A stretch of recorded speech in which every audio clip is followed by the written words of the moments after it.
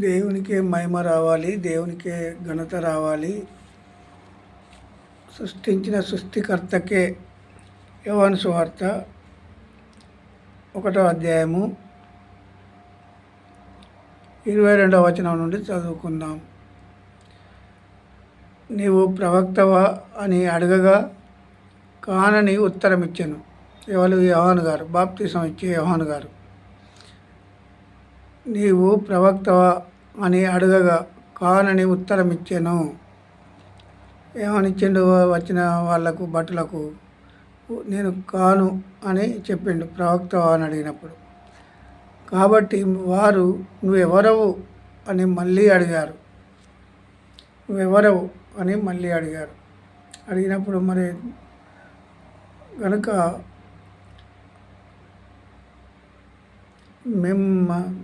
మమ్ము పంపిన వారికి మేము ఉత్తరం ఇవ్వవలెను. భటులు చెప్తాండ్రు, రాజు పంపాడు మమ్మల్ని, మరి రాజుకు మేము ఏమని ఉత్తరం ఇవ్వాలి, ఏమని చెప్పాలనేది నువ్వు బాప్తీసం ఇస్తున్నావు కదా అని మాట చెప్పాడు. కనుక నన్ను గూర్చి నీవేమి చెప్పుకొనుచున్నావని అతన్ని మళ్ళీ అడిగిండ్రు.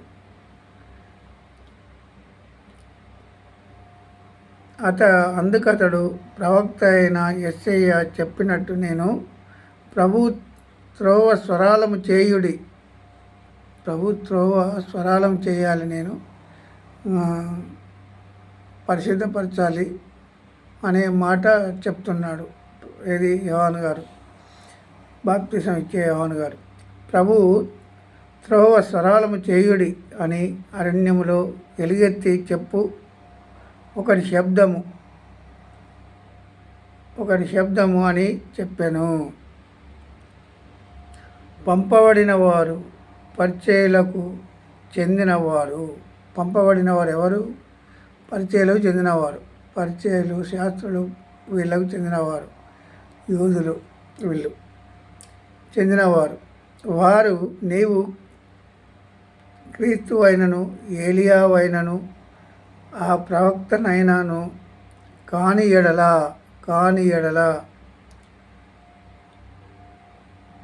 ఎందుకు బాప్తిసం ఇచ్చుచున్నావని అతనిని అడగగా, యోహాను గారిని మళ్ళీ అడిగిండు. వాళ్ళు ఏమని అడిగిండు?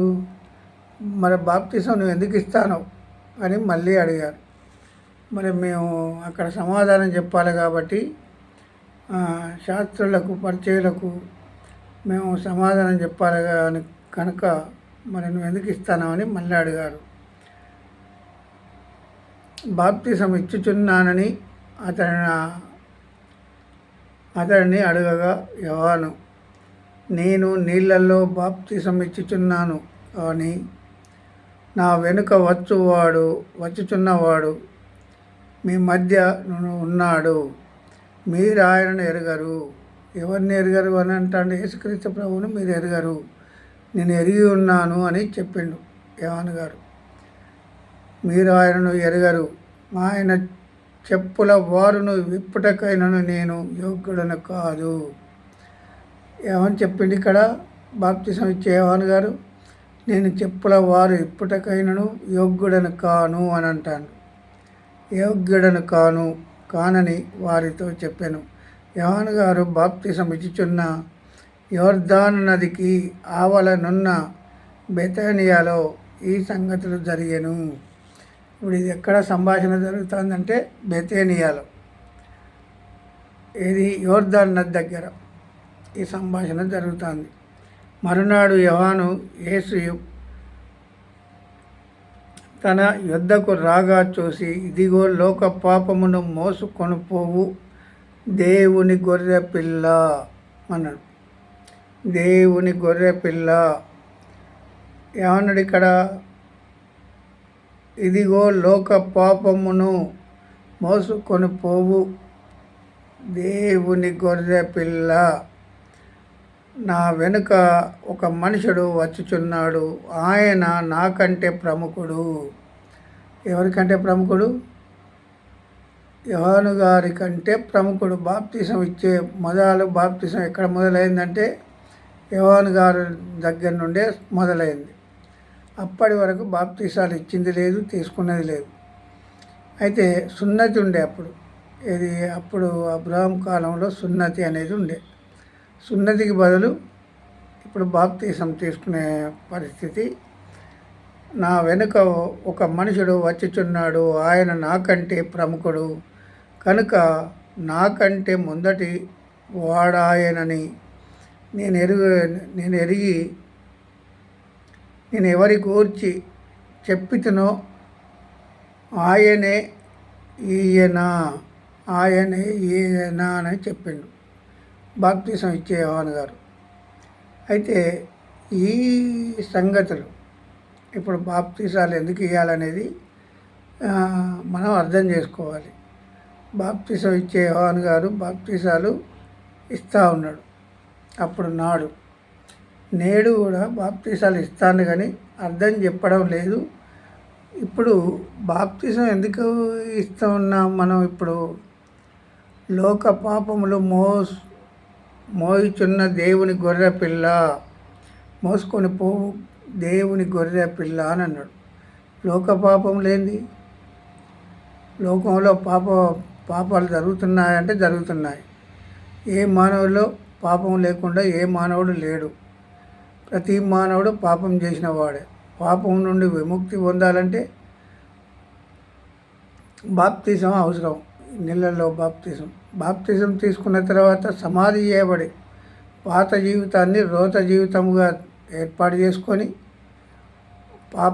పాప జీవితానికి పులిస్టాప్ పెట్టి నూతన జీవితానికి ముంచి లేపుట నీళ్ళల్లో. అంటే సమాధి చేయబడి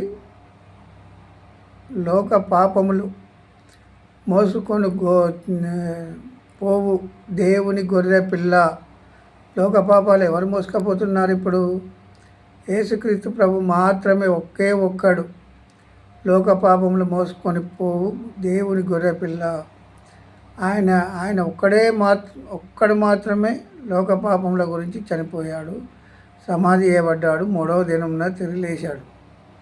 మనం గ్రహించలేము, ఎందుకంటే ఇప్పుడు గ్రహించేవారు అనేకులు లేరు, తక్కువ. ఒక వాక్యం చదివినప్పుడు గ్రహింపు రావాలి. గ్రహింపు రాకపోతే చదివి వ్యర్థమే. ఆ వాక్యం ఎందుకు చెప్పబడుతుంది, ఎందుకు ఆచరిస్తున్నాము, ఆచరించిన దాన్ని మనం ఇప్పుడు నెరవేరుస్తున్నామా? హృదయంలో ఆచరించాలి, హృదయంలో ఆచరించిన దాన్ని నెరవేర్చాలి, ప్రతి మానవునికి తెలియపరచాలి. తెలియపరచకపోతే మనం వ్యర్థులమే మనము. మరి దేవుని గొర్రె పిల్ల అని అన్నాడు. లోక పాపములు మోసుకొని దేవుని గొర్రె పిల్ల. లోక పాపాలు ఉన్నాయా అంటే ఉన్నాయి. లోకంలో పాపం జరగకుంటున్నదా అంటే కంటి చూపుతోటి కావచ్చు, నోటితో కావచ్చు, హృదయంలో కావచ్చు. లోక పాపములు ఇవన్నీ పాపం కిందికే వస్తాయి. ఆలోచన చేసినా, హృదయంలో ఆలోచన చేసినా పాపమే. కంటితో చూసిన దాన్ని కావాలనుకుంటే కూడా పాపమే. అది దేవుని మాట వినకపోవడమే పాపం. ఈ ఒక్క మాటలో చెప్పాలంటే దేవుని మాట వినకపోవడమే పాపము. ఎందుకంటే బాప్తీసాలు అనేటివి సమాధి చేయబడి పాతి పెట్టబడి మన పాత జీవితానికి రోత జీవితంగా పాప జీవితానికి పులిస్టాప్ పెట్టి కొత్త జీవితము మొదలు పెడతాను. బాప్తిసం అనేది కార్యక్రమం. అది నా వెనుక వచ్చువాడు అన్నాడు. అయితే నేను ఎవరి గురించి నేను చెప్పుతునో ఆయనే ఈయన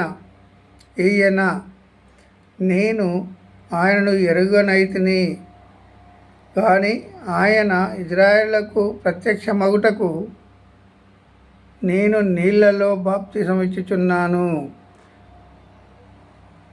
ఇచ్చుచు వచ్చి తిని చెప్పాను. మరియు ఆ యోహాను సాక్ష్యం ఇచ్చుచు